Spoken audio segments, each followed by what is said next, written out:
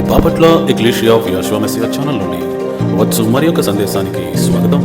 మతం యొక్క అసత్య బోధన నుండి పరిశుద్ధులకు ఒకసారే అప్పగింపబడిన బోధల్లోనికి దేవుడు మిమ్మల్ని నడిపించును గాక. ఈ సందేశం మీకు మీ కుటుంబానికి ఆశీర్వాదకరంగా ఉంటుంది గాక. సువార్త సమయాన్ని మనం ప్రారంభం చేసుకుందాం. ఈ యొక్క ప్రపంచంలో దేవుని వాక్యం ప్రకారం పరిశుద్ధమైనది, పవిత్రమైనది ఏమన్నా ఉందా? దేవుని లేఖనాల ప్రకారం కానీ, యేసు ప్రభువారు బోధించిన విషయాల్లో నుంచి కానీ, పాత నిబంధన నుంచి కానీ, కొత్త నిబంధన నుంచి కానీ పవిత్రమైనది, పరిశుద్ధమైనది ఏమైనా ఉన్నదా అంటే, నా ఉద్దేశం పవిత్రమైన స్థలాలు ఏమైనా ఉన్నవా? పవిత్రమైన ఆహారం ఏమైనా ఉన్నదా? పరిశుద్ధమైన దినం ఏమైనా ఉన్నదా? పరిశుద్ధమైన సమయం ఏమైనా ఉన్నదా? పరిశుద్ధమైనది బైబిల్ ప్రకారం, దేవుని వాక్యం ప్రకారం నిజంగా పరిశుద్ధంగా, పవిత్రంగా ఉన్నవి ఏమైనా ఉన్నవా మనకు తెలియాలి. ఎందుకంటే ఈ ప్రపంచంలో చాలామంది పుణ్యక్షేత్రాలకు వెళ్తారు. ఏమని చెప్తారు? పవిత్ర స్థలాలని చెప్తారు. వాటిని పవిత్ర నదులని చెప్తారు. ఓకే, తర్వాత హోలీ మ్యాన్ అంటే పవిత్రులు, పరిశుద్ధులు, బాబాలు అని చెప్తూ ఉంటారు. పవిత్రమైన మనుషులు. మరి అవన్నీ నిజమేనా? చాలామంది యెరూషలేము వెళ్తూ ఉంటారు, చాలామంది నాగపట్నం వెళ్తూ ఉంటారు, చాలామంది ఇక్కడ విజయవాడ గుణదలకు వెళ్తూ ఉంటారు. ఇవన్నీ పవిత్రమైన స్థలాలేనా? పవిత్రమైన నీరు ఏమైనా ఉందా? పవిత్రమైన ఆహారం ఏమైనా ఉందా? పవిత్రమైన రోజు ఏమన్నా ఉందా? పవిత్రమైన రోజు అంటే పరిశుద్ధ దినం ఏమైనా ఉందా? మరి లేఖనాలు ఏం చెప్తూ ఉన్నవి? ఇవన్నీ కూడా మనందరము జాగ్రత్తగా ఆలోచించి నేర్చుకోవాలి. క్రైస్తవ మతంలో అంటే అది 4వ శతాబ్దంలో ఏర్పడింది. ఆ క్రైస్తవ మతములో నేను కూడా చిన్ననాటి నుంచి ఉండటం జరిగింది. అప్పుడు నేను విన్న విషయాలు, నేర్చుకున్న విషయాలు, వాళ్ళు చెప్పిన విషయాలు అవన్నీ కూడా తప్పు, లేఖనాల్లో లేవు అని పరిశీలించి చదివి తెలుసుకున్న తర్వాత ఈ విషయాల గురించి అందరికీ బోధించడం జరుగుతుంది. దేవుని యొక్క లేఖనాల్లో ఉన్న దేవుడు ఏం చెప్తాడంటే, పవిత్రపరచువాడును నేను చెప్పినది మాత్రమే మీరు చేయాలి, మీరు సొంత నిర్ణయాలు తీసుకోకూడదు, మీరు పవిత్రపరచకూడదు, నేను పవిత్రపరుస్తా అంటే. ఇప్పుడు నాకేమర్థమైందంటే, దేవుని వాక్యం ప్రకారం పరిశుద్ధ దినం ఉన్నది, దేవుని వాక్యం ప్రకారం పరిశుద్ధ ఆహారం ఉన్నది. కానీ మనుషులు దేవుడు చెప్పిన దాన్ని పక్కన పెట్టేసి ఏం చెప్తున్నారు? పవిత్రమైన దినాన్ని వాళ్ళు డిసైడ్ చేస్తున్నారు, పవిత్రమైన స్థలాన్ని వాళ్ళు డిసైడ్ చేస్తున్నారు. పవిత్రమైన వాటిని ఎవరు డిసైడ్ చేయాలి? దేవుడు డిసైడ్ చేయాలి. ఎంతమందికి అర్థమైంది? నిజముగా దేవుని వాక్యము ఏం చెబుతుందో అది మనం గ్రహించాలి, అందులో నుండి మనం విషయాలు నేర్చుకోవాలి. కానీ ఇక్కడ ఏం జరుగుతుంది? జాగ్రత్త గమనించాలి. ఇక్కడ ఏం జరుగుతుంది? మానవులే ప్రపోజ్ చేస్తున్నారు. ఇదిగో ఇది పవిత్రమైన స్థలము, ఇది పవిత్రమైన రోజు, ఇది పవిత్రమైన నీరు, ఇది పవిత్రమైన ఆహారం అని మానవులు డిసైడ్ చేస్తున్నారు. అది తప్పు అని లేఖనాల ద్వారా మనం ఈ రోజున చూడాలి. ఆ విషయాన్నే నేను చెప్పదలిచాను. ఎంతమందికి అర్థమైంది? ఇప్పుడు సాధారణంగా క్రైస్తవుల్లో కానీ, నేను పుట్టి పెరిగిన ఆ ఏరియాలో కానీ వాళ్ళు ఏమంటారంటే ప్రభుదినం ప్రభుదినం ప్రభుదినం అంటూ ఉంటారు. ప్రభు దినం అంటే బైబిల్లో ఏమి రాయబడి ఉంది? ప్రభు దినం అనేది అసలు ఉందా? ప్రభు దినం అంటే ఏంటి? చాలామంది ఏమనుకుంటారు, ప్రభు దినం అంటే ఆదివారం అనుకుంటారు. ప్రభు దినం అంటే యేసు ప్రభు వారు పునరుద్ధానం చెందిన దినం అనుకుంటారు.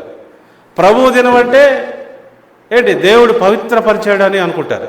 మరి దేవుని యొక్క వాక్యంలో నుంచి చూడాలి కదా ప్రభు దినం అంటే ఏంటో. పాత నిబంధన గ్రంథంలో నుండి కొత్త నిబంధన గ్రంథం పుస్తకాల్లో నుండి మనం చాలా వచనాలు ఈ రోజున గమనించవచ్చు. దేని గురించి? ప్రభు దినం అంటే ఏమిటి? పాత నిబంధనలో అయితే ఏం రాయబడింది తెలుసా? యెహోవా దినం అని రాయబడింది. యెహోవా దినం.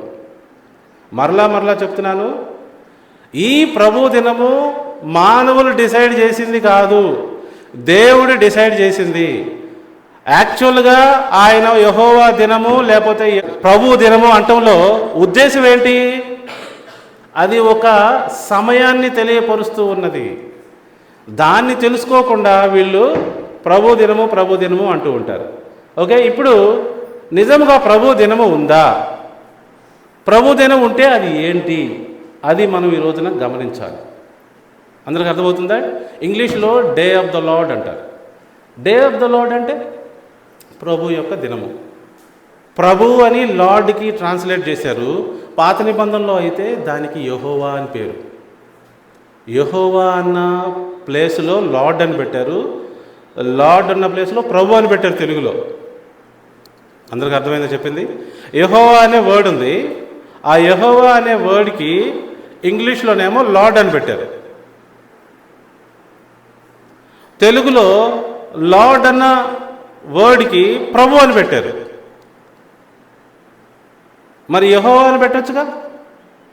రెండు అలైన్ అయ్యాయి కదా, రెండు చక్కగా ఏ తారతమ్యం లేకుండా భేదం లేకుండా ఉండేవి కదా. ఇలా లేఖనాల్లో ట్రాన్స్లేషన్లో వచ్చిన చాలా సమస్యలు కూడా ఉన్నాయి. ఓకే, ఈరోజు మనం అర్థం చేసుకోవాల్సింది ఏంటంటే ప్రభు దినం అంటే ఏమిటి? ఒక్కొక్క వచన భాగాన్ని మనం గమనిస్తూ ఉంటే మనకు అర్థమవుతుంది అని నేను భావిస్తూ ఉన్నాను. ముందుగా గమనించండి, యోవేలు రాసిన పుస్తకం అంటే ప్రవక్త అయిన యోవేలు 2వ అధ్యాయము 11వ వచనం. యెహోవా తన సైన్యమును నడిపించుచు ఉరుము వలె గర్జించుచున్నాడు. ఆయన దండు బహు గొప్పదై ఉన్నది, ఆయన ఆజ్ఞలను నెరవేర్చున్నది బలము గలది. యెహోవా దినము బహు భయంకరము, దానికి తాళగలవాడెవడు? అంటే యెహోవా దినము అంటే దేవుడు చూపించబోతున్న ఉగ్రత దినము అని ఇక్కడ మనం అర్థం చేసుకోవచ్చు. ఇది వారం వారం వచ్చే ఆరాధన రోజు కాదు.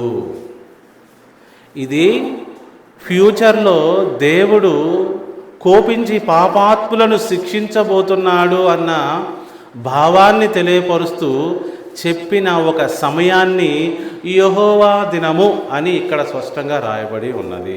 ఎంతమందికి అర్థమైంది? జాగ్రత్త గమనించుకోండి. యెహోవా దినము బహు భయంకరము, దానిని తాళగలవాడెవడు? అంటే ఏంటి? ఆ రోజున ప్రభు వేసే శిక్షని ఓర్చుకోగలిగిన కెపాసిటీ ఎవరిలో ఉంది? ఆయన శిక్షని భరించగలిగిన వాడు ఎవరు అంటున్నాడు భక్తుడు. ఇంకొక వచనం చూద్దాం. మాలాకీ గ్రంథము 3వ అధ్యాయము 2వ వచనం. అయితే ఆయన వచ్చు దినము ఎవరు సహింపగలరు? ఆయన అగుపడగా ఎవరు ఓర్వగలరు? ఆయన కంసాలి అగ్ని వంటివాడు, చాకలివాని సబ్బు వంటివాడు. వెండిని శోధించి నిర్మలము చేయనట్లు కూర్చొనియుండును. లేవీయులు నీతిని అనుసరించి యెహోవాకు నైవేద్యములు చేయనట్లు వెండి బంగారములను నిర్మలము చేయు రీతిని ఆయన వారిని నిర్మలులను చేయును. ఇది కూడా ఒక సమయాన్ని తెలియపరుస్తూ ఉన్నది. ఏంటిది? ఇది యెహోవా దినము, ఆయన దినము వచ్చుచున్నది. ఏమన్నాడు? 2వ వచనం మొదటి లైన్ చూడండి. అయితే ఆయన వచ్చు దినమును, ఆయన వచ్చు దినమును. ఎవరు ఈ రోజుని భరించగలరు. దేవుని యొక్క ఉగ్రత వచ్చు సమయాన్నే యెహోవా దినము అని చెప్పబట్టం మనం గమనిస్తున్నాం.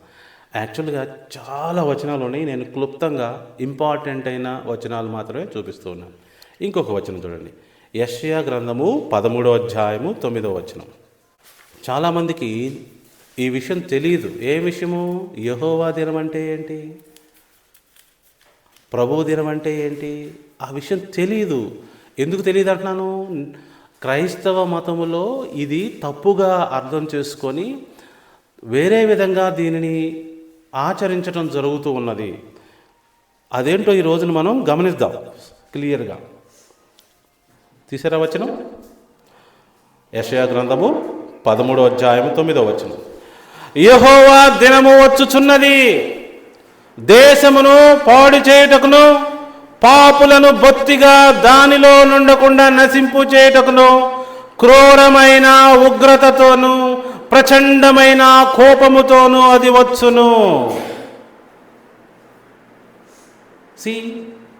ప్రభు దినం అంటే ఏం లేదండి, ప్రభు చేసే శిక్ష రోజు, ప్రభు చూపించే ఉగ్రత రోజు, ప్రభు పాపులకు వేసే శిక్ష రోజు అది. ఆ సమయాన్ని ఎవ్వరు తట్టుకోలేరు. ప్రచండమైన కోపముతో ప్రభువారు మరి ఈ లోకానికి తీర్పు తీర్చబోతున్నాడు. ఇది కంప్లీట్గా ఇలా చక్కగా చెప్తూ ఉంటే కొత్త నిబంధనలో వేరే విధంగా ఉన్నదని అనుకుంటున్నారు చాలామంది. అలా ఏం లేదు, కొత్త నిబంధనలో కూడా ఇదే ఉన్నది. ప్రభు దినం అంటే ఆదివారం చేసేశారు, ఒక వీక్లీ వర్షిప్ చేసేశారు, యేసుప్రభు వారు పునరుద్ధానం చెందిన రోజుగా చేసేశారు. నిజానికి అలాంటి దినమేమీ లేదు. అర్థం చేసుకోండి. ఆయన చెప్తున్న దినం ఏంటంటే ఇది ఒక సమయము, ప్రభువారు తీర్పు తీర్చే సమయము. ఆ రోజున ఎవరు తాళుకోగలరు అని ప్రభువారు అడుగుతున్నారు భక్తుని ద్వారా. అలాంటి సమయాన్ని క్రైస్తవ మతము లేకపోతే 4వ శతాబ్దంలో ఏర్పడిన ఒక వ్యవస్థ మానవుల్ని మాయ చేసి ఇది ఒక దినము, ఈ దినం ఏంటంటే ఆదివారము, ఇది యేసుప్రభు వారు పునరుద్ధానం చెందిన దినం అనుకుంటున్నారు. ఇప్పుడు కొన్ని వచనాలు కొత్త నిబంధనలో కూడా చూద్దాం, మనకు అర్థమైపోద్ది ఇలాంటిది ఏమీ లేదు అని. దేవుని వాక్యము అర్థం కాకుండా ఎవరూ కూడా రక్షణ పొందరు. దేవుని యొక్క ప్రభు దినము అర్థం కాకుండా కూడా ఎవరు రక్షణ పొందలేరు. ఇది అందరూ అర్థం చేసుకోవాల్సిన విషయం అన్నమాట. మొదటి తెస్సలోనిక 5వ అధ్యాయము 2వ వచనం 3 నుంచి చదువుతా. లోకులు ఇలా అనుకుంటారంట, నెమ్మదిగా ఉన్నది, భయమేమీ లేదనియు చెప్పుకొనుచుండగా గర్భిణీ స్త్రీకి ప్రసవ వేదన వచ్చినట్లు వారికి ఆకస్మికముగా నాశనము తటస్థించును గనుక వారెంత మాత్రము తప్పించుకొనలేరు. 4వ వచనం, సహోదరులారా ఆ దినము, ఏ దినము? ఇప్పటి వరకు చెప్పిన ఆ యెహోవా దినమే. సహోదరులారా ఆ దినము దొంగవలే మీ మీదికి వచ్చుటకు మీరు చీకటిలో ఉన్నవారు కారు. అది ఆ దినమున పట్టుబడేది ఎవరు శిక్షకి? చీకటిలో ఉన్నవారు. ఓ ఎక్లీషియా సభ్యులారా మీరందరూ వెలుగులో ఉన్నారు, మెలకుగా ఉన్నారు, పాపము చేయకుండా చక్కగా వెలుగులో నడుచుచున్నారు, మీ మీదకి ఈ ఉగ్రత దినము రాదు. వచ్చేది ఎవరిపైకి? ఎవరైతే పాపము చేస్తూ చీకటిలోనే ఇంకా మగ్గుతున్నారో వారికి అని ఇక్కడ భక్తుడు చెప్పడం మనం గమనిస్తాము. 2వ పేతురు పత్రిక 3వ అధ్యాయం 10వ వచనం. ఏదో సువార్త సమయం అంటే లేకపోతే ఏదన్నా మెసేజ్ అంటే కట్టు కథలు పిట్ట కథలు కాదు.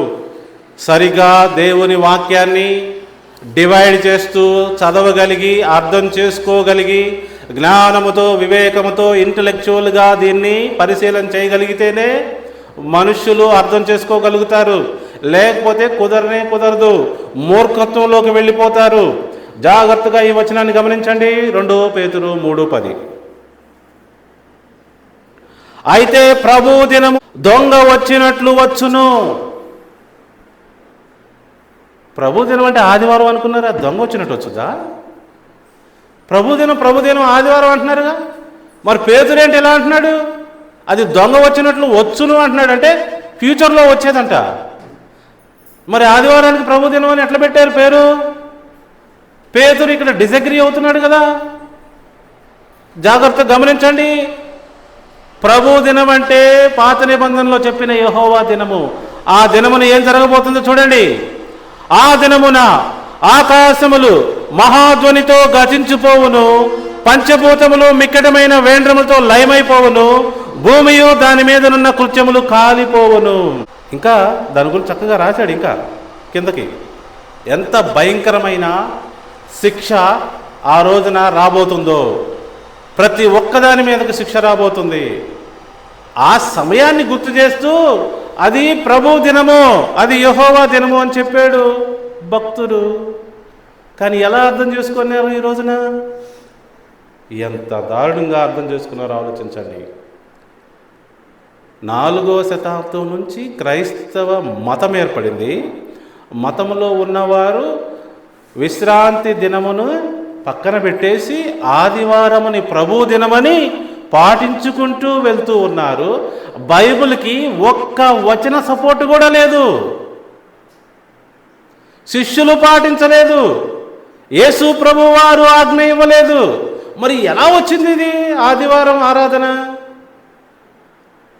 మరి అదే అర్థం చేసుకోవాలి. ఈ రోజున నిజమైన సంఘము నిజమైన సత్యాన్ని బయటికి తీసుకొస్తుంది. Without the reference, without the support of the word of God, how can you decide something? ఎలా డిసైడ్ చేస్తారు? ఇంట్లో యజమాని డిసైడ్ చేయకుండా ఏది పడితే అది ఎలా డిసైడ్ చేస్తారు మీ ఇంట్లో? ఇంత చిన్న లాజిక్ని ఎలా మర్చిపోతున్నారు?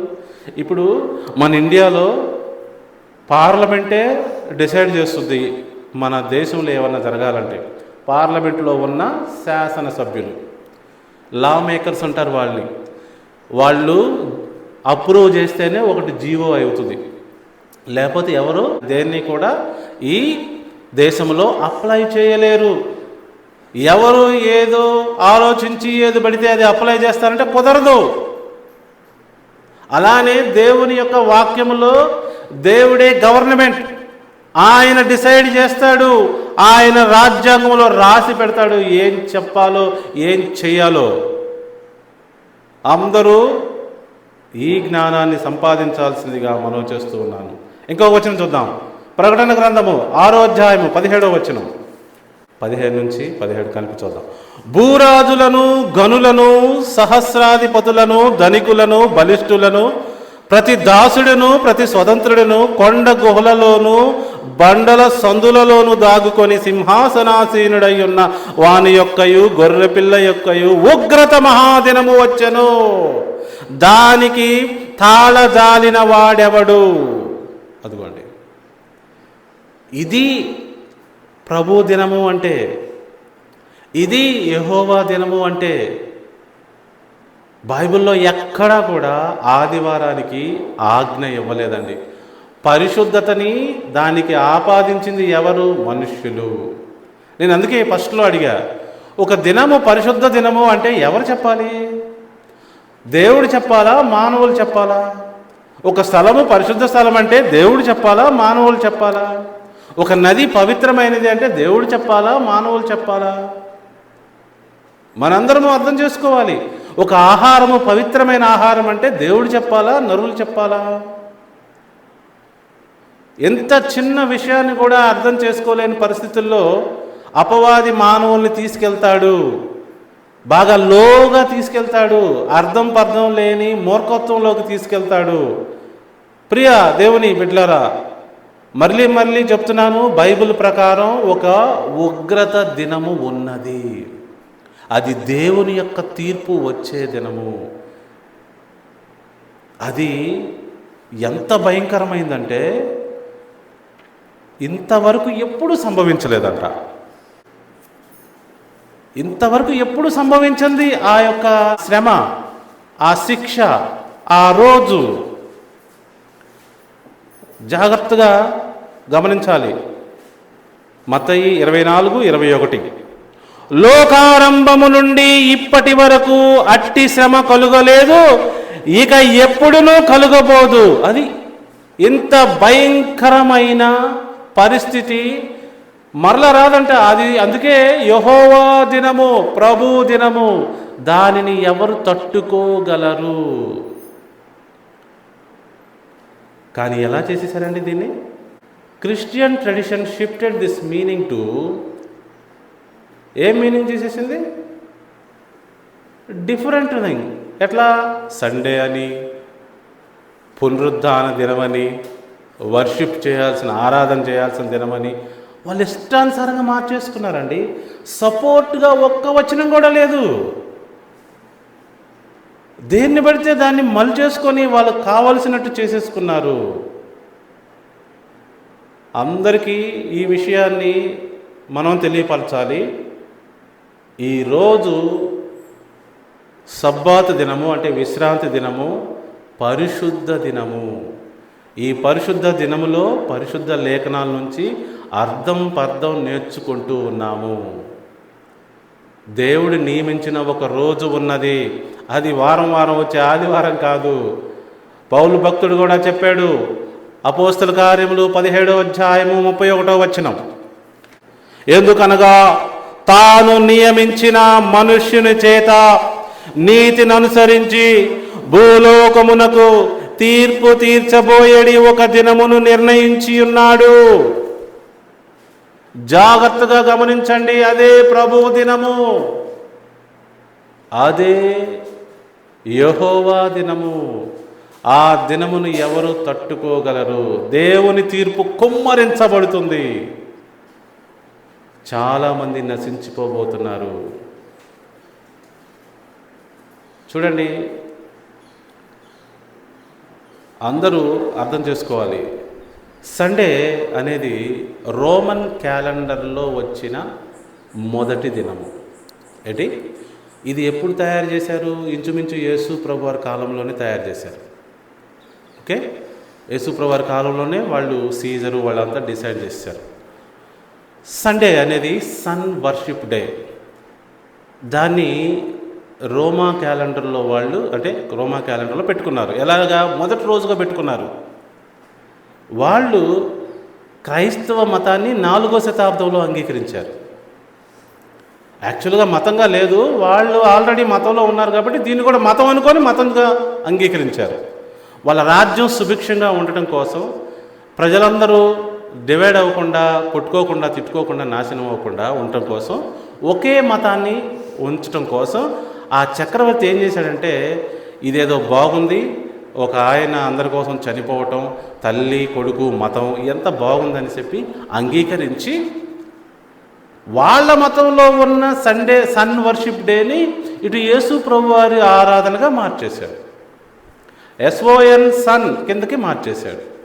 SUN సన్ వర్షిప్ డే కదా, ఆ యూ తీసేసి ఓ పెట్టేశాడు. అప్పుడేమైంది?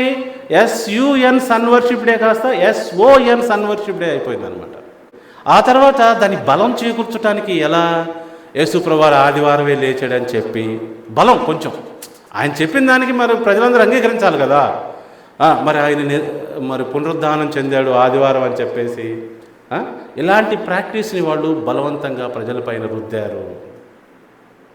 నిజానికి వాక్యం బేస్ లేదు. ఏంటి? 4వ శతాబ్దం దాకా ఎలాంటి ఆధారం లేదు. నిజమైన దేవుని బిడ్డలు ఈ అంటే సండే రోజున కలుసుకున్నట్టు అస్సలే లేదు. ఓకే, ఇంకా కొన్ని విషయాలు ఉన్నాయి. ఈ యొక్క రోజును గురించి మనం అర్థం చేసుకోవాల్సింది ఏంటి? అది ఒక ఉగ్రత దినము, అది ఒక చీకటి రోజు, రాబోతున్న చీకటి రోజు, దేవుని యొక్క జడ్జిమెంట్ రోజు, దేవుని యొక్క కోపం రగులుకునే రోజు. అర్థమవుతుందా? సో ఎవ్వరు తట్టుకోలేని రోజు. అలాంటి రోజుని ప్రభువారు ఏమన్నారు? ప్రభు దినం అన్నాడు, తర్వాత యెహోవా దినం అన్నారు. అంతేగాని మిగతా మీనింగ్లు ఏమీ దానికి లేవు. ఈ విషయాన్ని అందరూ అర్థం చేసుకొని చక్కగా దేవుని వాక్యం ప్రకారం ముందుకెళ్ళాలి. విశ్రాంతి దినము మాత్రమే నిజమైన పరిశుద్ధ దినము. పరిశుద్ధమైన స్థలం ఏమైనా ఉందా? మీరు చెప్పండి, మీకు తెలుసా? ఈ లోకంలో ప్రస్తుతం పరిశుద్ధ స్థలం ఏమైనా ఉందా మనం వెళ్ళటానికి? నేచరు ఊరు కానీ స్థలం కానీ పవిత్రమైన స్థలం ఏమైనా ఉందా? మీకు ఏమైనా తెలుసా? గమనించుకోండి, ఈ ప్రపంచంలో భూమి పైన ప్రస్తుతానికి పవిత్రమైన స్థలాలు ఏమి లేవు. చాలామంది చాలా మతాల్లో ఏం చేస్తారంటే పవిత్రుని పాతిపెట్టిన చోటు పవిత్ర స్థలం అనుకుంటారు. అక్కడికి వెళ్తారు, ఏంటి అక్కడికి వెళ్ళి దర్శించి వస్తూ ఉంటారు. అది కూడా లేఖనాల ప్రకారం తప్పు, అలా లేదు. అందరికి అర్థమైందా? పవిత్రమైన ఆహారం ఏమైనా ఉందా తినడానికి? చెప్పండి. లేదా? ఉందా? నిజంగా ఉందా? ఎక్కడుంది? అదే ఎక్కడ? వచనం చెప్పు. అదే ఎక్కడ వచనం? దేవుని వాక్యం పరిశుద్ధమైన. ఇది పోలిక. అదేం మనం తింటలేదు, ఎట్లా పట్టుక తింటలేదు. నేను లిటరల్గా అడుగుతున్నాను. స్పిరిచువల్ ఆహారం కాదు, ఫిజికల్ ఆహారం అడుగుతున్నాను నేను. పవిత్రమైన ఆహారం ఏమైనా ఉన్నదా? లేదా? ఆహార నియమాలు ఉన్నాయంటేనే పవిత్రమైన ఆహారాలు ఉన్నట్టే. ఉన్నాయి. అపవిత్రమైన ఆహారాలను ప్రభువారు తినొద్దు అంటున్నారు. ఉదాహరణకి రొయ్యలు మనం తినము, పొలుసులు లేని చేపలు మనం తినము, పందిని మనం తినము, ఏంటి రకరకాల పక్షులని తినము మనం. కొన్నిటిని ఏ పక్షి అయితే నెమరవేయదో ఆ పక్షిని తినము, ఏ జంతువు అయితే నెమరవేయదో ఆ జంతువుని మనం తినము. ప్రభువారు చెప్పారు కాళ్ళకి గిట్టలు దేనికైతే లేవో అవి తినకూడదు. సో ప్రభువారు పవిత్రమైన ఆహారం కొన్ని చెప్పారు మనకి. లేవీకాండము 11వ అధ్యాయంలో స్పష్టంగా రాయబడి ఉంది. ఏ జంతువుని తినాలి, ఏ పక్షిని తినాలి, ఏ జలచరములను తినాలి, ఏవేవి తినకూడదు. రక్తము మనము తినకూడదు. అది స్పిరిచువల్గా కూడా చెప్పొచ్చు, ఎవరి రక్తాన్ని కూడా తాగకూడదు అని. అంటే అర్థం తెలుసుగా మీకు? ఎవరి రక్తాన్ని కూడా తాగకూడదు. ఇతరుల రక్తము తాగకూడదు అంటే దాని అర్థం ఇంకొక విధంగా ఎలా చెప్పవచ్చు? ఇతరుల ప్రాణమును మీరు తీయకూడదు, అది మీకు ఫర్బిడెన్, అంటే మీరు చెయ్యకూడదు. ఇతరుల యొక్క మరణానికి మనం ఎప్పుడూ కారణం కాకూడదు, అది దాని అర్థం. ఓకే, మానవుల యొక్క మరణానికి మనం కారణం కాకూడదు. సో ఇలా పవిత్రమైన ఆహారం ఉన్నది. పవిత్రమైన జలం ఉన్నదా? మరి పవిత్రమైన నది ఏమైనా ఉందా? దేవుని వాక్యం ప్రకారం అడుగుతున్నాం మిమ్మల్ని. మీకు ఇవన్నీ తెలియాలి కదా. పవిత్రమైన నది ఏమైనా ఉందా? జలం ఏమైనా ఉన్నదా? పవిత్ర జలాల్లో మీరు మునిగితే ఏమన్నా పరిశుద్ధులయ్యే కాన్సెప్ట్ ఏమైనా ఉందా బైబిల్లో? లేదు. చూడండి, మరి పవిత్రమైన మనుషులు ఉన్నారా ఇక్కడ? దేవుని వాక్యం ప్రకారం పరిశుద్ధులైన మనుషులు ఉన్నారా? దేవుని వాక్యం ప్రకారం ఉన్నారా? లేరా? ఓకే, ఇదేదో చిన్నప్పుడు జెన్నీలాగా ఉంది. జెన్నీ ఏమిటంటే 2+2 4 అంటది. చిన్నప్పుడు, బాగా చిన్నప్పుడు 4 అంట. లేదు డాడీ, లేదు 4 కాదు అంటది. నేను గట్టిగా అడిగితేనేమో అట్ట మాట్లాడుతున్నారు, నేను ఎట్లా అడిగితేనేమో ఎట్లా మాట్లాడుతున్నారు. నిజంగా చెప్పండి, నిజంగా పవిత్రమైన జలము ఉన్నదా ఈ లోకంలో? పవిత్రమైన మనుషులు అంటే పరిశుద్ధులైన మనుషులు ఉన్నారా ఈ లోకంలో? ఉన్నారా? ఈ లోకంలో ప్రస్తుతం ఉన్నారా? ప్రస్తుతం లేరా? ప్రస్తుతం లేరా? దారుణంగా మాట్లాడవాకండి. పవిత్రమైన మనుషులు లేరా? లేరా? ఉన్నారు. లేరు? ఉన్నారు. లేరు? కరెక్ట్గా తెలుసా మీకు? ఏదో కొండకి ఒక రాయేసినట్టు వేస్తున్నారా? అనుమానంతో చెప్తున్నారా? అందుకే లేఖనాలు చదవాలి. దేవుని యొక్క సంఘము పరిశుద్ధుల సమావేశం. మరి పరిశుద్ధులు లేకుండా దేవుని సంఘం ఎలా ఉంటుంది? నీతిమంతుడు లేడు, ఒక్కడును లేడు అన్నాడు యేసుప్రభువారు. దాని అర్థం ఏంటి? దేవుని రాజ్యంలో పౌరులు ఒక్కడు కూడా లేరు అని అర్థం. ఎప్పుడైతే నీతిమంతులు అవుతున్నారో మనుషులు, దేవుని రాజ్యంలో పౌరులు ఇప్పుడిప్పుడే మొదలయ్యారు అని అర్థం. దేవుని రాజ్యంలో ఇప్పుడు పౌరులు ఉన్నారంటే పరిశుద్ధులుగా ఉన్నారు జనాలు అని. పరిశుద్ధాత్మ పొందుకున్న వాళ్ళందరూ పరిశుద్ధులే. వాళ్ళందరూ స్ట్రగుల్ అవుతున్నారు, కాకపోతే పరిశుద్ధంగా దాన్ని కొనసాగించడానికి స్ట్రగుల్ అనమాట. అలవాటైన జీవితాన్ని మార్చుకోలేక, కిందబడి మీదబడి చెయ్యలేక స్ట్రగుల్ అవుతున్నారు. కానీ పరిశుద్ధాత్మ పొందుకున్నారు. ఆ యొక్క స్ట్రగుల్ని గెలవాలి అంటున్నాడు ప్రభువారు. జయించు వారిని కావాలి మనం. అందరికి అర్థమైందా? మరి పవిత్రమైన ఇన్ని ఉంటే మనం ఈ లోకంలో పవిత్రంగా ఏం చేస్తున్నారు? మనుషులు చేస్తున్నారు. అందరూ గమనించాలి. పవిత్రమైనది లేదా పరిశుద్ధమైనది అనేది ఎవరు నిర్ణయిస్తారనేది అందరూ గమనించాలి. ఎవరు నిర్ణయిస్తారు? దేవుడే పవిత్రమైనది లేదా పరిశుద్ధమైనది దేవుడు నిర్ణయిస్తాడు. మనుషులు నిర్ణయించటం కుదరదు. ఒకవేళ మనుషుల చేత నిర్ణయించబడి ఏదన్నా చెప్పబడిందా, అది కేవలము అబద్ధము. గుర్తుపెట్టుకోండి. మనుషులు చెప్పారు పవిత్రమైన స్థలాలు ఉన్నాయని, తప్పు. మనుషులు చెప్పారు పవిత్రమైన నదులు ఉన్నాయి, తప్పు. మనుషులు చెప్పారు పవిత్రమైన జంతువులు ఉన్నాయని, తప్పు. పవిత్రమైనవి దేవుడు చెప్పాలి, మానవులు డిసైడ్ చేయకూడదు. ప్రియా దేవుని బిడ్డలారా, ఎంతమందికి అర్థమవుతుంది? సో ఇంకా నా దగ్గర వచనాలు చాలా ఉన్నాయి ఈ పరిశుద్ధ దినము లేకపోతే యెహోవా దినముల గురించి చెప్పడానికి, ఈ జడ్జిమెంట్ డే గురించి చెప్పడానికి. అందరూ ఆ జడ్జిమెంట్ డే కోసం ఎదురు చూస్తూ ఉన్నాము. నిజంగా యేసు ప్రభువారు రాబోతున్నారు. దేవుని ఉగ్రత మానవులపైన కృమ్మరించబడబోతుంది. ఎందుకు? మానవులపైనే కాదు, అపవాది సంబంధులపైన కూడా ఉగ్రత కుమ్మరించబడబోతున్నది. ప్రకటన గ్రంథము 20వ అధ్యాయం చదివితే అందరికీ అర్థమవుతుంది. ప్రియా దేవుని బిడ్డలారా, మరి ఈ ఉగ్రత దినాన్ని బైబిల్లో ఇంత స్పష్టంగా చెప్తే దాన్ని ఎందుకు మార్చేశారు ఆదివారం కింద? ప్రభు దినము అంటూ ఒక దినమంటూ ఏమీ లేదు. హలో, ప్రభు దినమంటూ ఒక దినమంటూ ఏమీ లేదు. అడుగుతా సాయంత్రం మిమ్మల్ని, ప్రభు దినమంటూ ఒక దినమంటూ ఏమీ లేదు. మరి ఏమని చెప్పాలి? అది ఒక సమయం. ఎట్లాంటి సమయం అది? ప్రభువారు ఉగ్రత పాపం మీద చూపించే సమయం అది. అది రాబోతూ ఉన్నది.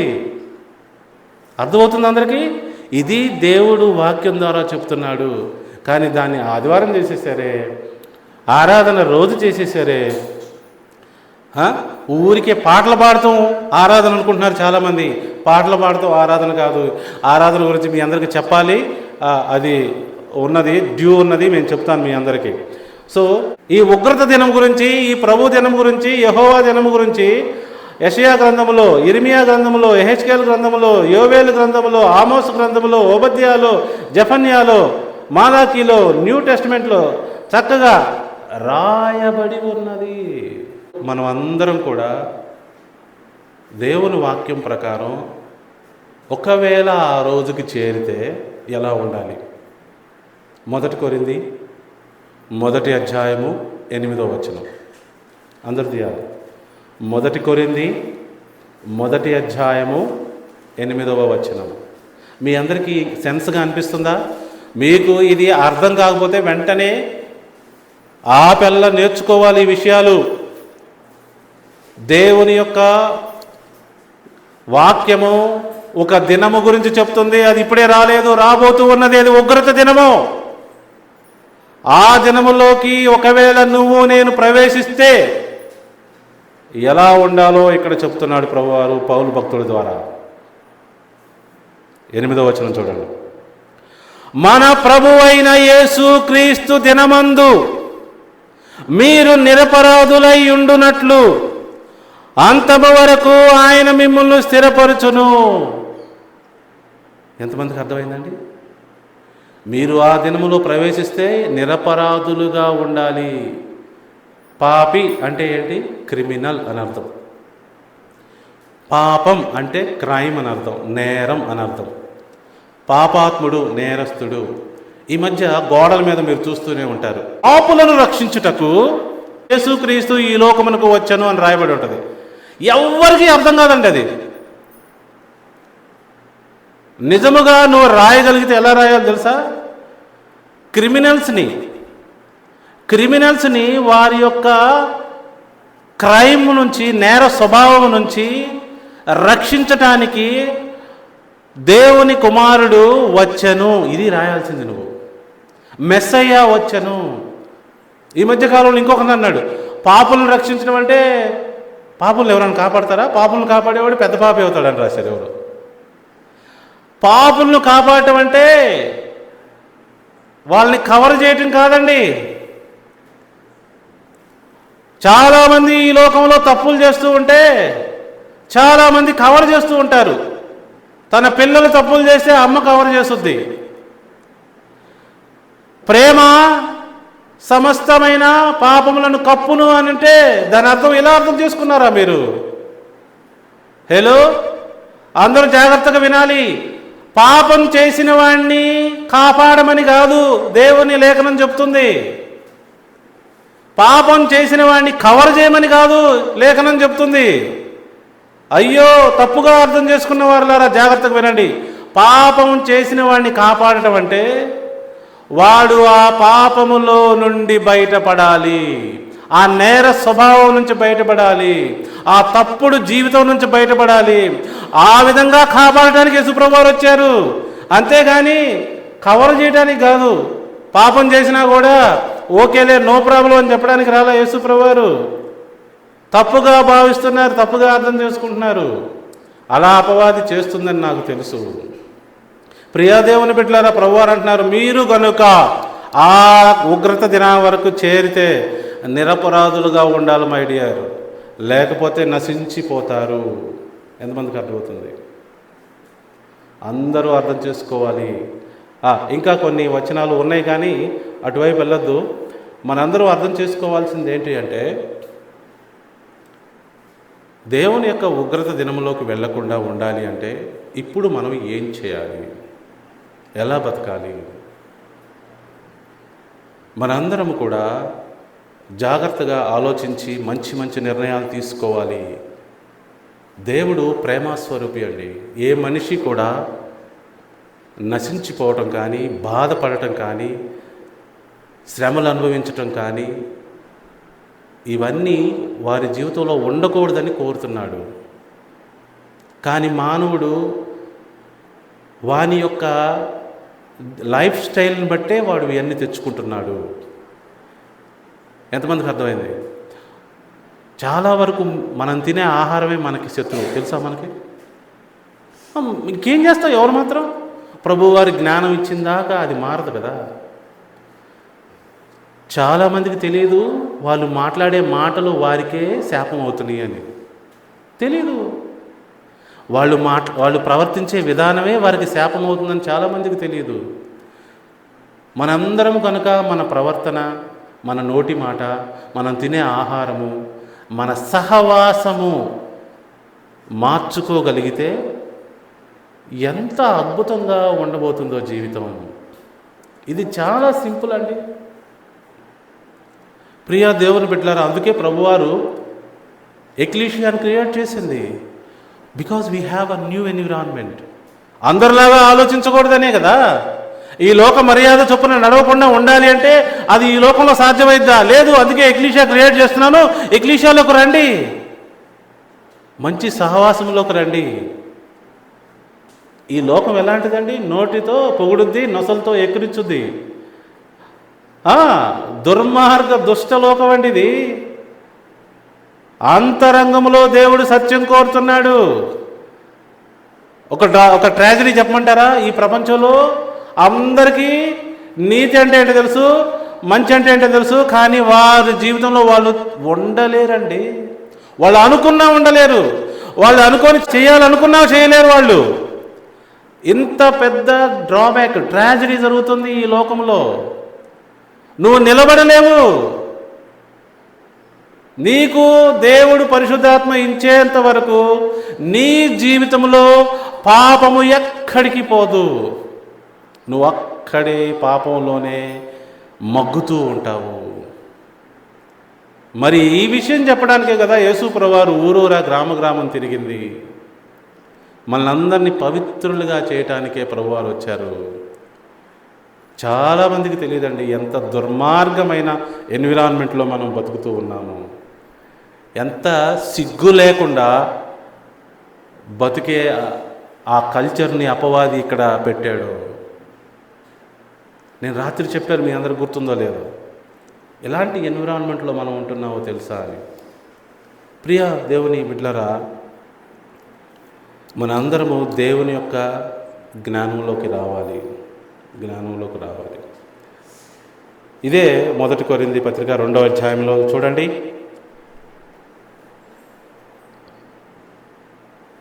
పన్నెండవ వచనం, దేవుని వలన మనకు దయచేయబడిన వాటిని తెలుసుకొనుటకై మనము లౌకికాత్మను కాక దేవుని యొద్ద నుండి వచ్చు ఆత్మను పొంది ఉన్నాము. ఈ స్టేట్మెంట్ అర్థమైతే నిజంగా మన జీవితం మార్పు చెందుద్దండి. నేను మీ అందరికీ ఒకటే చెప్తున్నా, ఈ ప్రపంచంలో ప్రతి ఒక్కరికి చెప్తున్నాను. ఈ మధ్యకాలంలో సోషల్ మీడియాలో మరి చాలామంది ఎంత మూర్ఖంగా ప్రవర్తిస్తున్నారంటే, ఏంటి నోటికి వచ్చింది వాళ్ళు మాట్లాడుతూ ఉన్నారు. వాళ్ళకి తెలియదు వాళ్ళు లౌకిక ఆత్మతో మాట్లాడుతున్నారన్న సంగతి. చాలామంది క్రైస్తవులు మన మెసేజ్లను చూసి కంగారు పడుతున్నారు, బెంబేలెత్తుతున్నారు. అర్థం కావట్లా. దేవుని వాక్యంలో ఇది ఉందా, ఇంతవరకు నేను చూడలేదే అనుకుంటున్నారు. దేవుని వాక్యంలో ఎంత సత్యం ఉందా, అయ్యో మాకు తెలియలేదే. ఇప్పుడే నేను చదివాను ఒక విషయాన్ని, మళ్ళీ అర్థం చేసుకుందాం, ట్రై చేయండి. దేవుని వలన మనకు దయచేయబడిన వాటిని తెలుసుకొనుటకై మనము లౌకికాత్మను కాక దేవుని యొద్ద నుండి వచ్చు ఆత్మను పొంది ఉన్నాము. ఇప్పుడు ప్రభువారు మనకి భూమి ఇచ్చాడు, ఆకాశం ఇచ్చాడు, చెట్లు ఇచ్చాడు, చేమలు ఇచ్చాడు, ఆకాశం ఇచ్చాడు, అంటే ఈ ఆక్సిజన్ ఇచ్చాడు, అన్నీ ఇచ్చాడు. కానీ అర్థం కాదు. మూర్ఖత్వం పోవాలి అంటే పరిశుద్ధాత్మ శక్తి మనకి రావాలి అని ప్రభువు చెప్తున్నాడు.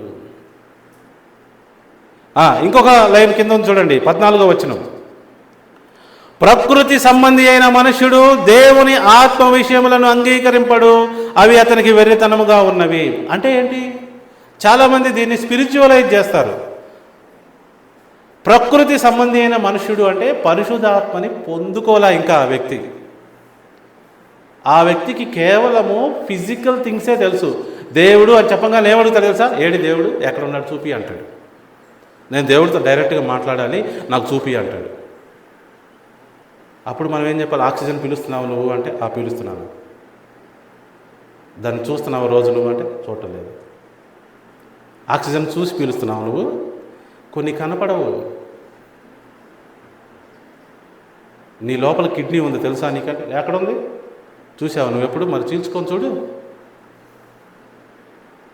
అంటే మూర్ఖంగా ఉంటారు ప్రకృతి సంబంధమైన మనుషులు. కొంచెం జ్ఞానం వారికి అందించాలి. కొన్ని కంటికి కనపడవు. చదువు ఉంటే ఐ సైట్కి ఒక రేంజ్ ఉంటుందని తెలుసా మీకు? చదువు ఉంటే తెలుస్తుంది అది. ఐ సైట్కి ఒక రేంజ్ అంటే కొంత రేంజ్కి పైన కనపడవు, కొంత రేంజ్ కింద కనపడవు. మన చెవుకు కూడా కొన్ని వినపడవు తెలుసా? దానికి కూడా కొంత రేంజ్ ఉంటుంది. ఒక రేంజ్ తర్వాత చెవికి వినపడవు, ఒక రేంజ్ కింద కూడా వినపడవు. మరి జ్ఞానం లేకపోతే అంతే కదా. సో ప్రకృతి సంబంధి అయిన మనుష్యుడు దేవుని ఆత్మ విషయాల్ని అంగీకరింపడు. ఎలా ఉంటాయి? అతనికి వెర్రితనముగా ఉంటవి. అందుకే దేవుడు లేడని అనుకుంటాడంట. దేవుడు లేడని ఎవరు అనుకుంటారు చెప్పండి? దేవుని వాక్యంలో ఎవరి గురించి చెప్పబడింది చెప్పండి? దేవుడు లేడని ఎవరు అనుకుంటారు? బుద్ధిహీనుడు తన మనసులో అనుకుంటాడు. ఒక ఆటో వాడు వెనక రాసుకున్నాడు దేవుడు లేడు అని. నేను అతనికి క్యాప్షన్ పెట్టా, బెంబేలు ఎత్తిపోయాడు. ఓ ఆటో డ్రైవర్, దేవుడు లేడని రాసావు కదా వెనక. ట్రక్కులు వెనక భలే భలే స్టేట్మెంట్లు రాస్తూ ఉంటారు వెనక. దేవుడు లేడని చెప్పావుగా. ఈ ఆటో ఎవరు తయారు చేయకుండా నీ చేతికి వచ్చిందా అని అడిగా. లేదే, బజాజ్ వాళ్ళు తయారు చేసి ఇచ్చారు. ఎవరు తయారు చేయకుండా ఆటోనే రాదు, ఎవరు తయారు చేయకుండా ఇంత పెద్ద సృష్టి వస్తుందా? దేవుడు లేడని ఎలా చెప్తావు నువ్వు? ఇంకొక వ్యక్తి అంటాడు, మనం అందరి పిల్లలకు కూడా చూపించాను, జాగ్రత్త గమనించండి. వాక్యంలో చెప్పబడలేదు కాబట్టి ఇది నిజం కాదు అంటే వాక్యంలో లేదని నిరూపించమంటాడే. ఉన్నదని నిరూపించాలా, లేదని నిరూపించాలా? ఉంటే చూపించాలి. లేదు అని చెప్పడానికి లేదని చెప్తే సరిపోద్ది కదా. కానీ మూర్ఖత్వం తాలూకు లెవెల్ చూడండి. లేదని నిరూపించాలంట, లేదని చెప్తే సరిపోద్ది. ఎవరైనా నిరూపించాలంటే ఉందని నిరూపించాలి. ఇంత చిన్న విషయం కూడా అర్థం చేసుకోలేని పరిస్థితుల్లో ఎవరుంటారు? ప్రకృతి సంబంధులైన మనుషులు ఉంటారు. నెక్స్ట్ చూడండి, అవి ఆత్మానుభవము చేతనే వివేచింపదగును గనుక అతడు వాటిని గ్రహింపజాలడు. అంటే ఆత్మ వచ్చేంత వరకు వాడికి అర్థం కాదు అంటున్నాడు ఆయన. ఆత్మ సంబంధి అయిన వాడు అన్నిటిని వివేచించును కానీ అతడు ఎవని చేతనైనను వివేచింపబడడు. అది దాని అర్థం ఏంటో తెలుసా? నువ్వు పరిశుద్ధాత్మ శక్తిని పొందుకుంటే ప్రకృతి సంబంధి అయిన మనుషుడు నీకు చెప్పాల్సిన అవసరం లేదు. అతనికి దేవుడే జ్ఞానము అనుగ్రహిస్తాడు అని చెప్తున్నాడు అనమాట. సో కాబట్టి ప్రియ దేవుని బిడ్డలారా, యేసు ప్రభువారు ఈ లోకమునకు వచ్చి మనకు ఏం చెప్పాడు అంటే సువార్త చెప్పాడు. ఆ సువార్త ఏంటో ఈరోజు మనం గమనిద్దాం. ఆ సువార్త ప్రకారము ఎవరైతే దేవుని రాజ్య పౌరుడు అవుతున్నాడో వాడు దేవుని యొక్క రాబో ఉగ్రత నుంచి తప్పించుకుంటారు, లేకపోతే ఎవ్వరూ తప్పించుకోరు.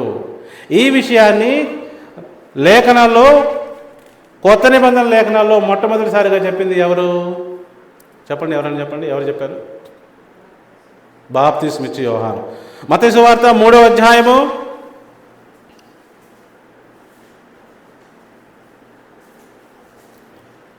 7వ వచనం చూడండి. అతడు పరిసయ్యులలోను సద్దుకాయలలోను అనేకులు బాప్తిసం పొందవచ్చుట చూచి, సర్ప సంతానమా, రాబో ఉగ్రతను తప్పించుకున్నటకు మీకు బుద్ధి చెప్పిన వాడెవడు? మారు మనసుకు తగిన ఫలములు ఫలించుడి. బాప్తిస్మిచ్చి యోహాను చెప్పాడండి, సర్ప సంతానమా, రాబో ఉగ్రత నుంచి మిమ్మల్ని ఎవరు తప్పిస్తారు? ఆ ఉగ్రత పేరే యెహోవా దినము, ప్రభు దినము. వారం వారం వచ్చే ఆదివారం కాదండి ప్రభు దినం అంటే. లేఖనాల్లో నుండి ఎవిడెన్స్తో సహా మాట్లాడాలి ఎవరైనా సరే. ఊరక నోటికి వచ్చింది చెప్పకూడదు. ఎంతో స్టడీ చేసి దేవుని పరిశుద్ధాత్మ శక్తిని పొందుకొని దేవుడు మరి ప్రత్యేకంగా అభిషేకించి పంపితేనే దేవుని పరిచర్య చేయాలి.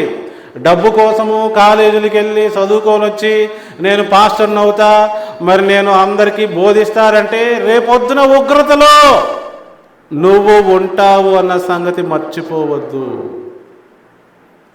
బోధకులందరికీ ఇదే నా హెచ్చరిక. యేసు ప్రభువారు చెప్పిన శుభవార్త కూడా గమనిద్దాం. 4వ అధ్యాయం 17వ వచనం. అప్పటి నుండి యేసు పరలోక రాజ్యము సమీపించి ఉన్నది కనుక మారు మనసు పొందుడని చెప్పుచూ ప్రకటింప మొదలు పెట్టాను. కమాన్, దేవుని రాజ్యం వచ్చేసింది, మీరు పశ్చాత్తాపడి మారు మనసు పొంది రాజ్య పౌరులు అవ్వండి అని ప్రకటించడం మొదలుపెట్టాడు యేసుప్రభువారు. అదే అధ్యాయం 23వ వచనం. యేసు వారి సమాజ మందిరములో బోధించుచు దేవుని రాజ్యమును గూర్చిన సువార్తను ప్రకటించుచు ప్రజలలోని ప్రతి వ్యాధిని రోగమును స్వస్థపరచుచు గలిలయ అందంతట సంచరించెను. ఆయన గలిలయ ప్రాంతం అంతా తిరిగి చెప్పాడు, సమాజ మందిరంలో చెప్పాడు, ఒకటే మెసేజ్ చెప్పాడు, దేవుని రాజ్యము, దేవుని రాజ్యము, దేవుని రాజ్యము. కానీ ఈ రోజున యేసు ప్రభువారి సువార్త పండగలు, రకరకాల మీటింగులు ఎక్కడ పడితే అక్కడ పెడతారు. ఏమండి, సువార్త తెలియని సువార్థికులు, సిలువ సువార్త, పునరుద్ధాన సువార్త, పుట్టినరోజు సువార్త, రకరకాల సువార్తలు వచ్చాయి. కానీ యేసు ప్రభువారు చెప్పిన సువార్త ఎటుపోయింది? ఎంత భయంకరమైన పరిస్థితి ఇప్పుడు ఉన్నదో చూడండి. లూకా సువార్త 4వ అధ్యాయము 43వ వచనం. యేసు ప్రభువారు అంటున్నారు, నేను ఇతర పట్టణముల్లోనూ దేవుని రాజ్య సువార్తను ప్రకటింపవలెను, ఇందు నిమిత్తమే నేను పంపబడితినని వారితో చెప్పాను. అయ్యో, నేను వచ్చిందే ఎందుకు? అన్ని పట్టణాల్లో నేను ఈ దేవుని రాజ్య సువార్త ప్రకటించాలి. ఈ రాజ్యంలో పౌరులుగా మీరు అయితే రాబో ఉగ్రత నుంచి మీరు తప్పించుకుంటారు, మీరు మీ జీవితం పొందుకుంటారు, మీరు మీ దేవుని రాజ్యమైన ఏదైనా తోటకు చేరుతారు. చాలామంది 80 సంవత్సరాల జీవితమే బాగుందనుకుంటున్నారా? దేవుని యొక్క లేఖనాల ప్రకారం నీవు జీవించుచున్న 80 సంవత్సరాల జీవితం కేవలం 2 గంటల సమయం మాత్రమే. 2 గంటల సమయానికే నువ్వు ఉబ్బు తబ్బిపోతున్నావా? అందుకే దేవుని కుమారుడు వచ్చి జ్ఞానం ఇవ్వాలని ట్రై చేస్తున్నాడు. 80 సంవత్సరాల జీవితం కేవలం 2 గంటల జీవితం మాత్రమే దేవుని దృష్టిలో. కళ్ళు తెరువు మిత్రమా. 8వ అధ్యాయము లూకా సువార్త 1వ వచనం. వెంటనే ఆయన దేవుని రాజ్య సువార్తను తెలుపుచు ప్రకటించుచు ప్రతి పట్టణంలోనూ ప్రతి గ్రామంలోనూ సంచారం చేయుచుండగా, ప్రతి గ్రామంలో ప్రతి పట్టణంలో సంచారం చేసి చెప్పిన సువార్త ఏమిటి? దేవుని రాజ్య సువార్త అని చెప్తుంటే ఇక్కడ లేఖనము. ప్రభు దినము, అది ఉగ్రత దినము. అయితే ప్రభు పరిశుద్ధపరిచి మరి దానిని ఆశీర్వదించిన దినము ఒకటి ఉన్నది, అది విశ్రాంతి దినము. సృష్టి ఆరంభంలోనే ఇచ్చాడు దేవుడు. ఆ రోజు నుంచి ఈ రోజు వరకు అది చెక్కు చెదరలేదు. అందుకే మనం అందరం ఇప్పుడు దేవుని సన్నిధిలో ఉన్నాము. పరిశుద్ధ దినములో, పరిశుద్ధ సన్నిధిలో, పరిశుద్ధ దేవుని వాక్యము వింటూ ఉన్నాము. అందరూ అర్థం చేసుకోవాలి ప్రియా దేవుని బిడ్డలారా. లూకా సువార్త 9వ అధ్యాయము 1-2 వచనాలు. ఆయన తన 12 మంది శిష్యులను పిలిచి సమస్తమైన దెయ్యముల మీద శక్తిని, అధికారమును, రోగములను స్వస్థపరచు వరమును వారికి అనుగ్రహించి దేవుని రాజ్యమును ప్రకటించుటకును రోగులను స్వస్థపరచుటకును వారిని పంపెను. స్పష్టంగా రాయబడి ఉంది. ప్రభువారంట వారికి నేర్పారంట, ఇలా చెప్పండి, ఇలా చెయ్యండి అని. అధికారం కూడా ఇచ్చాడంట. చాలామందికి అర్థం లేదండి. ప్రియా దేవుని బిడ్డలారా, సువార్త సమయంలో సువార్త వినిపించబడుతుంది. ఇప్పుడైనా సరే కళ్ళు తెరిచి సువార్తని అర్థం చేసుకోగలిగితే దేవుని యొక్క ఆశీర్వాదము బతికుండగానే వస్తుంది. రాబో ఫ్యూచర్ కూడా అద్భుతమవుతుంది. దేవుని యొక్క ఉగ్రత నుండి మనం తప్పించబడతాము. ఓకే, యోహాను సువార్త 5వ అధ్యాయము ముగిస్తున్నాను నేను. జాగ్రత్తగా చూడాలి ఈ విషయాలన్నీ. 24వ వచనం. మీరే చూడండి, మీ యొక్క కళ్ళతో చూసి దాన్ని చదువుకోండి. నా మాట విని, ఎవరు చెప్తున్నారు? యేసుప్రభువు వారు. నా మాట విని నన్ను పంపిన వాని యందు విశ్వాసం ఉంచువాడు నిత్య జీవము గలవాడు. యేసుప్రభువు వారి మాట విని ఆయన పంపిన ఆ తండ్రి అయిన దేవుని యందు విశ్వాసం ఉంచాలని యేసుప్రభువు వారే చెప్తున్నాడు. ఇంకా ఏమన్నాడు చూడండి, వాడు తీర్పులోనికి రాక మరణములో నుండి జీవములోనికి దాటి ఉన్నాడని మీతో నిశ్చయముగా చెప్పుచున్నాను. తీర్పు అంటే దేన్ని సూచిస్తుందని చెప్పాను ఇందాక నుంచి? ప్రభు దినము. వారికి ప్రభు దినము లేదు. వీరు డైరెక్ట్గా జీవములోకి మారిపోతున్నారు. అంటే మొదటి పునరుద్ధానములోకి వెళ్ళిపోతున్నారు వీళ్ళు. అందరూ గమనించాలి. వీరికి ఆ తీర్పు లేదు, ఆ శిక్ష లేదు. వీరు కాపాడబడతారు. ప్రియా దేవుని బిడ్డలారా, అందరము అర్థం చేసుకొని సువార్తను నమ్మి మారు మనసు పొంది దేవుని రాజ్య పౌరులుగా వర్ధిల్లాలని కోరుకుంటూ ఈనాటి యొక్క సువార్త సమయం సందేశాన్ని ముగిస్తూ ఉన్నాను. Thank you all for joining today. మరలా వచ్చేవారం ఇదే సమయానికి కలుసుకుందాం. అంతవరకు సెలవు.